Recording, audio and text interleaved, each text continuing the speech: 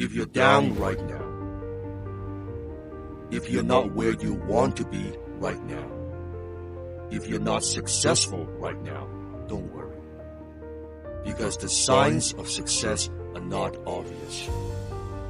What often looks like a failure on the surface is just a stepping stone towards success.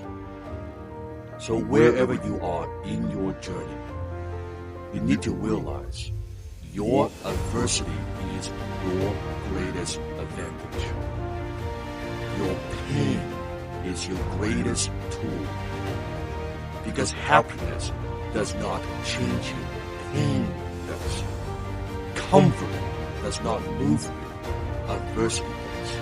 Realize that your toughest times will turn you into the toughest person.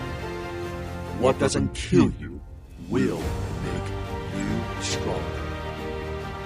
Don't hide your pain. Don't run away from your struggles.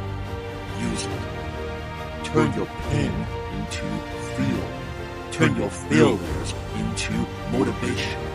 And never, ever give up.